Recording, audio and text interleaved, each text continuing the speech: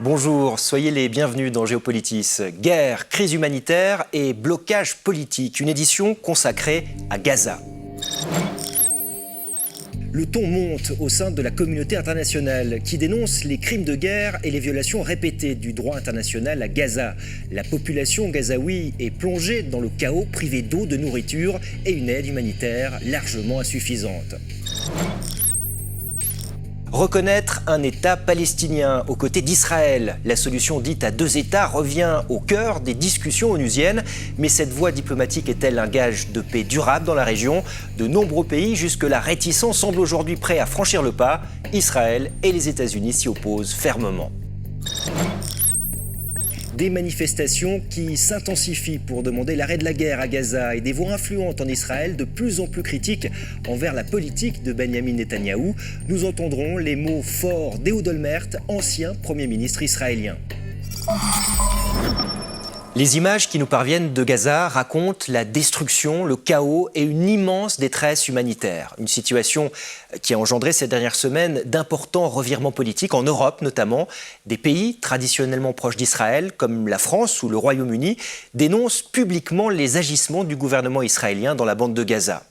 Depuis l'attaque terroriste perpétrée par le Hamas le 7 octobre 2023, Israël mène des opérations militaires de grande envergure dans l'enclave palestinienne, anéantissant la quasi-totalité des infrastructures et obligeant la population à des déplacements massifs.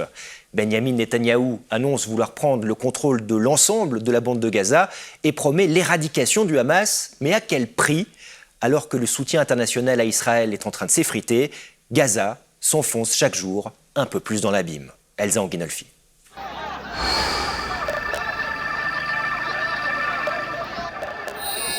Des scènes de chaos qui se répètent. Des tirs à proximité de centres de distribution d'aide.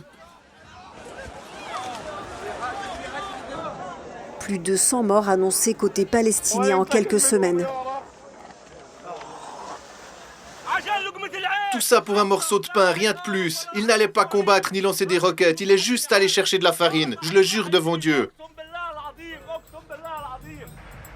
Israël reconnaît des tirs dans certains cas. Les forces israéliennes ont procédé à des tirs de semonce à environ un demi-kilomètre de la zone de distribution de l'aide en direction de suspects qui s'approchaient d'une manière qui mettait en danger la sécurité des soldats.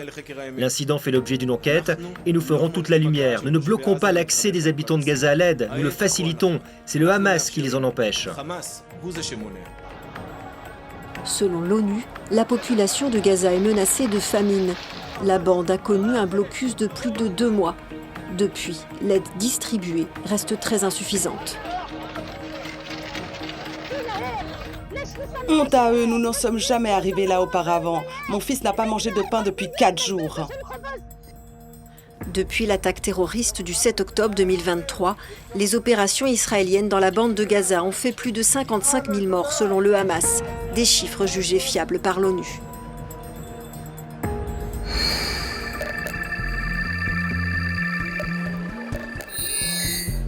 Le Royaume-Uni, le Canada, l'Australie, la Nouvelle-Zélande et la Norvège imposent des sanctions à 2 ministres d'extrême droite du gouvernement israélien.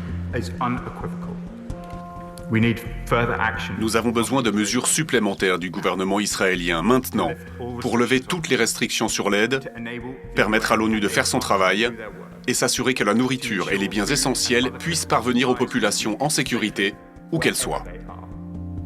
Le ton se durcit envers le gouvernement israélien. La France appelle à un cessez-le-feu au plus vite et à la levée du blocus humanitaire. Le scandale, l'inacceptable qui se joue à Gaza, c'est cela.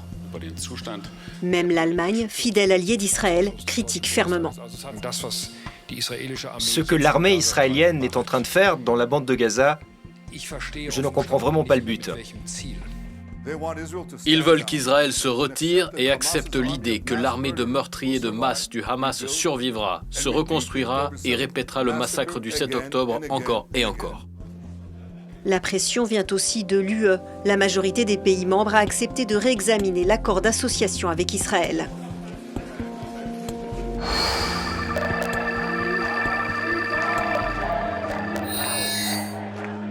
La pression de la rue en Europe. Rome, Berlin, Londres, Athènes. L'aide humanitaire doit parvenir à la population à Gaza et le gouvernement allemand doit s'y employer. Nous exigeons également l'interdiction des exportations d'armes vers Israël. Cette Union européenne n'arrive pas à prendre des décisions claires. C'est comme si on laissait le champ libre. Au sein de la communauté juive européenne, des voix critiques se font aussi entendre, comme la rabbine française Delphine Orviller.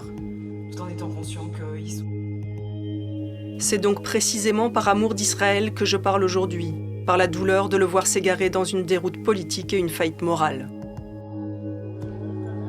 Selon un récent sondage, seuls 12% des Britanniques et 16% des Français interrogés trouvent qu'Israël a répondu de manière proportionnée aux attaques du Hamas.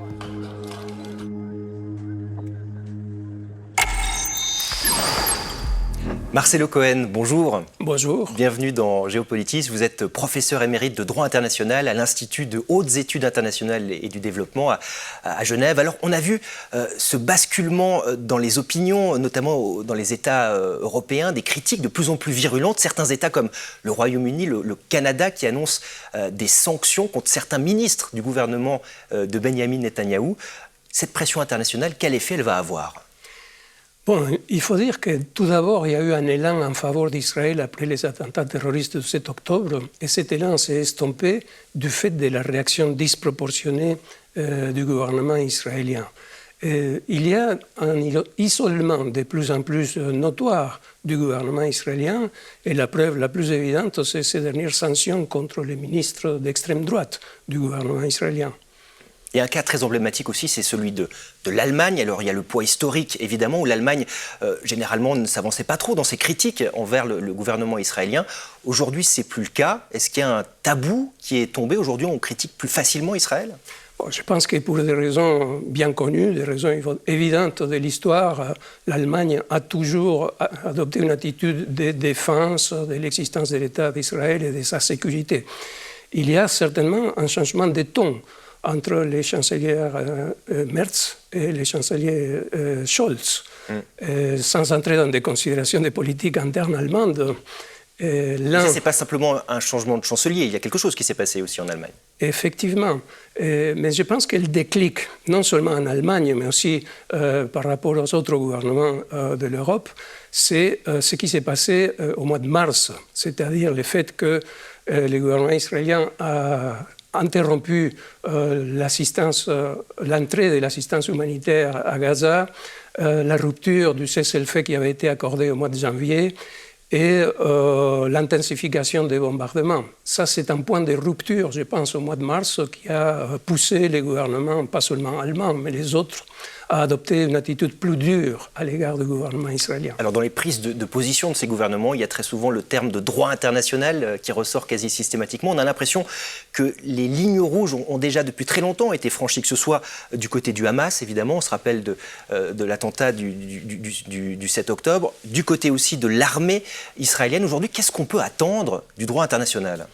Bon, il y a trois questions qui sont fondamentales en droit international. Le droit du peuple palestinien à l'autodétermination, le respect des droits fondamentaux de la personne humaine et le respect des droits internationaux humanitaires. Donc, les États ont l'obligation de respecter et de faire respecter ces droits. Et dans le cas du conflit actuel, la position des gouvernements européens, c'est précisément de faire respecter les droits internationaux. Et donc, il y a des conséquences aussi pour les États. S'ils ne prennent pas les mesures nécessaires, l'opinion publique parfois réagit, on dit... On le voit d'ailleurs actuellement. Hein. Oui, absolument. Mais on dit que ces gouvernements peuvent devenir complices, etc., etc. Bon, la complicité, c'est quelque chose qui va beaucoup plus loin. Au point de vue juridique, ce n'est pas le cas. Mais il y a cette obligation de faire respecter. Donc, il faut que les États réagissent, haussent le ton et demandent l'arrêt des violations des obligations internationales de la part du gouvernement israélien. Alors, vous le dites, il y a cette obligation de faire respecter le droit international pour les États. Est-ce que des États peuvent être condamnés pour leur inaction ? Bon, il y a un cas qui peut être intéressant, c'est le cas sur la Convention sur le génocide Bosnie-Herzégovine-Serbie en 2007. La Serbie a été condamnée non pas pour avoir commis un génocide à Srebrenica, mais pour ne pas avoir prévenu la commission du génocide par les forces serbes de Bosnie-Herzégovine. Mais comme je disais tout à l'heure, une chose c'est la complicité, une autre c'est l'obligation de prévention. Donc ce que les États peuvent faire dans les contextes actuels, c'est d'exiger le respect des règles de droit international. Il y a donc cette notion de prévention qui est dans la tête justement des dirigeants quand ils s'expriment. Je le pense, oui, effectivement. Des discussions aussi très attendues du côté de l'ONU à New York dans quelques jours. On va en reparler ensemble, Marcelo Cohen. Des discussions organisées sous l'égide de la France et de l'Arabie Saoudite. Ça aussi, c'est très intéressant. Mais d'abord, retour sur un long et difficile processus politique. C'est celui de la reconnaissance d'un État palestinien.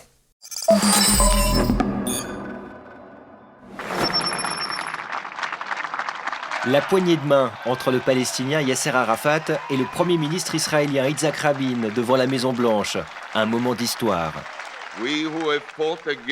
Nous qui avons lutté contre vous, les Palestiniens, nous vous disons aujourd'hui, d'une voix forte et claire, assez de sang et de larmes. Assez. Les accords d'Oslo devaient précéder la création d'un État palestinien, avec une promesse, celle de 2 États vivant côte à côte, en paix. Mais la solution dite à 2 États divise toujours la communauté internationale, 30 ans plus tard. 29 novembre 2012, la Palestine franchit un cap symbolique à l'ONU. Elle obtient le statut d'État observateur auprès des Nations Unies. L'Assemblée générale des Nations Unies est invitée aujourd'hui à signer l'acte de naissance de l'État de Palestine. Ce statut lui donne accès à la majorité des institutions onusiennes, sans droit de vote. Mais l'adhésion pleine et entière se heurte encore et toujours au veto des États-Unis, allié indéfectible d'Israël. Et qui diront non une nouvelle fois à l'adhésion, alors que Gaza est ravagé par la guerre. Malgré des blocages à l'ONU, près de 150 pays reconnaissent déjà l'État palestinien. Une dynamique enclenchée dès la fin des années 80 par vagues successives. Les pays d'Afrique, d'Asie et d'Amérique latine s'allient à la cause palestinienne. Une manière aussi de s'affirmer sur la scène internationale. En 2014, la Suède devient l'un des premiers pays d'Europe occidentale à franchir le pas. Et depuis que le conflit s'est intensifié à Gaza, plusieurs pays européens ont revu leur position. C'est le cas de la Norvège, de l'Espagne, de l'Irlande ou encore de la Slovénie. Un vent d'espoir pour la communauté palestinienne. Cette reconnaissance va changer le futur des prochaines générations et le futur de la cause palestinienne. Le gouvernement israélien, de son côté, dénonce, au travers de ces reconnaissances, un soutien aux terroristes du Hamas. Un État palestinien qui consisterait à regrouper Gaza, la Cisjordanie et Jérusalem-Est pour capitale. Une vision loin d'être simple sur le terrain, avec des territoires morcelés sous contrôle militaire israélien et la présence de quelques 500 000 colons établis en Cisjordanie. Pourtant, la reconnaissance d'un État palestinien continue de faire doucement son chemin.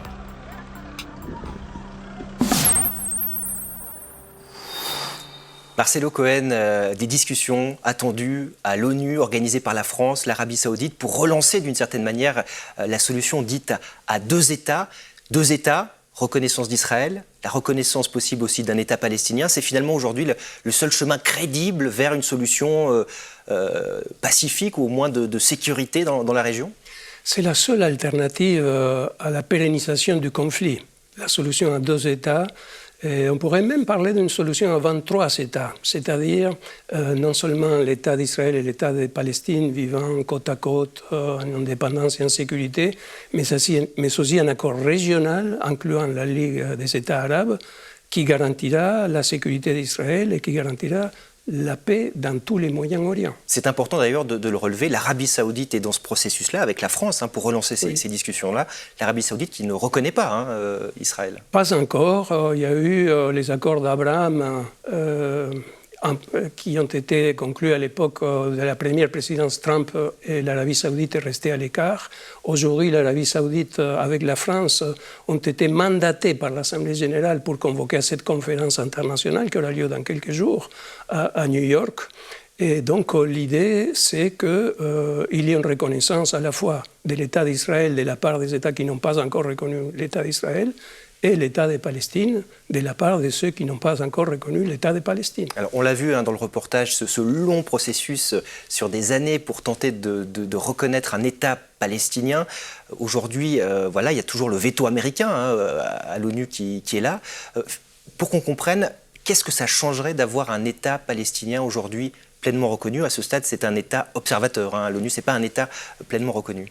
Oui, la Palestine a essayé de devenir État membre à part entière et du fait de l'opposition des États-Unis au sein du Conseil de sécurité, elle n'a pas parvenu à le faire. Donc l'Assemblée générale l'a reconnu comme État observateur et grâce au fait d'être considéré comme un État, la Palestine a pu être partie à toute une série de traités multilatéraux, y compris les statuts de la Cour pénale internationale.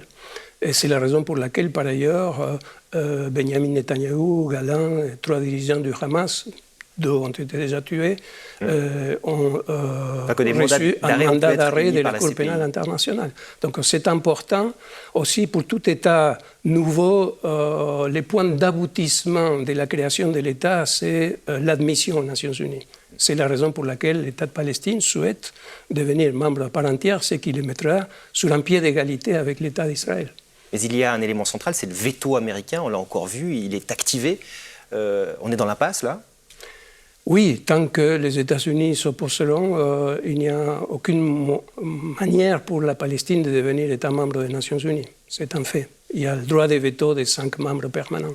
Alors, les discussions sont réactivées à l'ONU sur cette solution à 2 États. Est-ce qu'on peut s'attendre dans les prochaines semaines à avoir une série d'États comme la Norvège, l'Espagne, l'Irlande, qui vont reconnaître l'État de Palestine? Est-ce que vous sentez ça dans l'air actuellement? Bon, le but de la conférence, c'est à la fin de mettre une déclaration poussant pour la solution à 2 États avec des mesures concrètes. C'est un peu une réaction contre l'inaction du Conseil de sécurité. Déjà en 2002, le Conseil de sécurité avait parlé de la solution à 2 États, mais depuis lors, le Conseil de sécurité n'a rien fait. Donc on peut s'attendre à des réactions au moins sur les papiers, c'est-à-dire la déclaration à la fin de cette conférence rappellera les besoins de la solution à 2 États, mais concrètement, bon, il y a des pressions de la part du gouvernement israélien pour que les États de l'Europe occidentale en particulier mais là, ne reconnaissent pas. On sera dans le symbolique ou concrètement ça va changer quelque chose?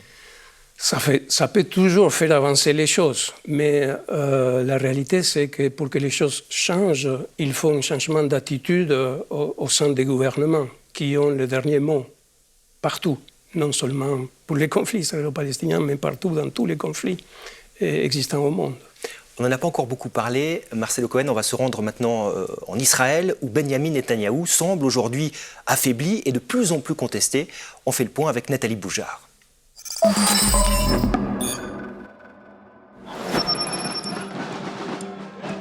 Des milliers de personnes mobilisées dans tout le pays, qui demandent un arrêt des combats et la libération des otages. Des voix critiques envers le gouvernement et sa gestion de la guerre contre le Hamas. Cette guerre doit cesser. Les otages doivent rentrer chez eux. Nos soldats doivent rentrer chez eux. Trop, c'est trop. Après la rupture du cessez-le-feu par Israël, des milliers de pilotes ont signé une lettre ouverte dénonçant les motivations du gouvernement. Il est clair que la reprise de la guerre est motivée par des raisons politiques et non par des raisons de sécurité. C'est très très clair.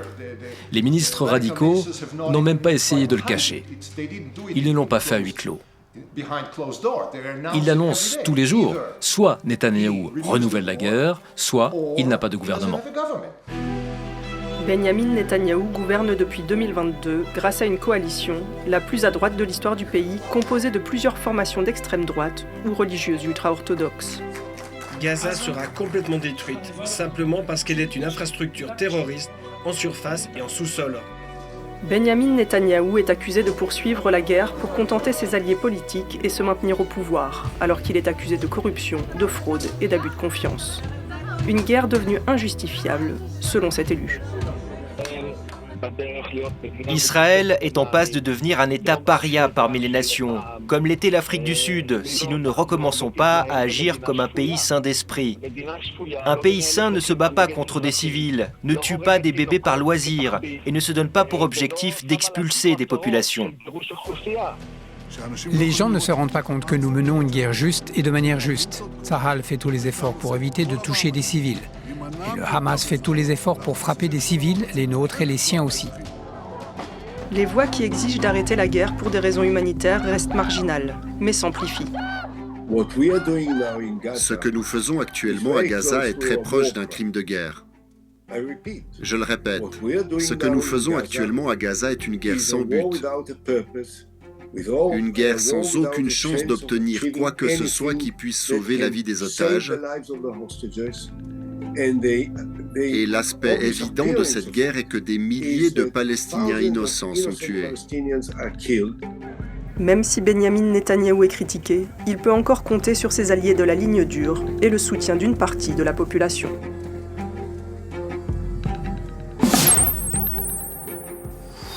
Benyamin Netanyahou affaibli à la fois dans la politique interne israélienne, également sur la scène internationale. Marcelo Cohen, est-ce que le Premier ministre israélien peut garder ses objectifs de la guerre, c'est-à-dire l'éradication du Hamas, mais aussi le contrôle de certains territoires palestiniens dans la bande de Gaza?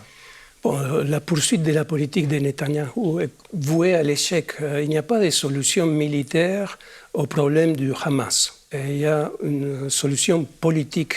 Et le pire pour Hamas, c'est un règlement du conflit israélo-palestinien. Le problème, c'est que Netanyahou poursuit une politique pour des raisons politiques, comme on l'a vu dans le reportage, mais aussi c'est sa conviction, l'absence d'un État palestinien, le grignotage de la Cisjordanie. Mais son isolement, on l'a vu aussi dans le reportage, n'est pas sur le plan international, mais aussi sur le plan interne. Il y a de plus en plus de voix qui s'élèvent contre la politique de Netanyahou. Et au moment où on se parle, il y a des discussions sérieuses pour une possible dissolution de la Knesset, le Parlement israélien. Benyamin Netanyahou, sa coalition avec les partis d'extrême droite, il est obligé finalement de continuer dans cette posture guerrière. C'est ce qu'il pense, c'est ce qu'il fait. Mais la question sera de savoir, tôt ou tard, il doit y avoir des élections en Israël, au plus tard l'année prochaine. Et donc, il est fort probable que cette majorité actuelle tombe. Et donc, la question sera pour la société israélienne de choisir entre la poursuite de l'occupation de la Cisjordanie, notamment, ou un processus de paix. Et donc, on verra le résultat des élections. Et la société israélienne, comment elle se positionne? Comment ce genre de stratégie s'inscrit chez les gens, en fait? Quand vous voyez qu'il y a 70% de la population israélienne qui est favorable à l'arrêt des hostilités et à la libération immédiate des otages contre la politique actuelle du gouvernement Netanyahou, je pense qu'on peut espérer à ce qu'il y ait un changement profond aussi lors des prochaines élections israéliennes. Au sein d'un peut-être futur gouvernement israélien, Benyamin Netanyahou affaibli, on l'a dit, mais Benyamin Netanyahou qui a aussi des alliés de poids. Je pense notamment à un allié de poids, le président américain Donald Trump. Oui, on a toujours dit que la clé du règlement du conflit israélo-palestinien passe par Washington. Et effectivement, tant que... C'est là la clé du conflit? Je pense qu'effectivement, tant que les gouvernements des États-Unis soutiennent inconditionnellement tout ce que n'importe quel gouvernement israélien fait, il y a un problème. Donc, Trump ne fait que commencer son mandat. De ce point de vue-là, il y a un problème, en effet. Marcelo Cohen, ça fait longtemps que vous suivez ce conflit, cette zone géographique très mouvante. Quel regard vous posez aujourd'hui sur les semaines, les mois à venir? Comment est-ce qu'on sort de cette spirale de la violence? Je pense que les deux sociétés, les gens qui vivent en Israël ou en Palestine, aspirent à vivre en paix comme n'importe quelle autre personne au monde. Et cela peut donner un peu une lueur d'espoir. Parce que, comme je l'ai dit tout à l'heure, l'alternative, c'est la paix ou la pérennisation du conflit. Et la pérennisation du conflit, avec son lot de morts, de violences, de haine. Donc l'alternative, on l'a vu aussi dans le reportage, il y a des manifestations conjointes des citoyens israéliens et des citoyens palestiniens qui poussent pour une solution pacifique. Et ça peut donner l'espoir de trouver une solution. Une note d'espoir pour conclure. Marcelo Cohen, spécialiste du droit international, il en a évidemment beaucoup question dans ce conflit israélo-palestinien. Merci d'être passé dans Géopolitis. Merci à vous. Et avant de clore cette émission, ces images satellites de la bande de Gaza, images prises entre septembre 2023 et juin 2025. Après plus de 20 mois de guerre, les frappes de l'armée israélienne ont totalement défiguré l'enclave palestinienne. Selon l'ONU, plus de 90% des habitations ont été détruites ou endommagées. On voit aussi la disparition de très nombreuses parcelles agricoles, transformant Gaza en champ de ruines.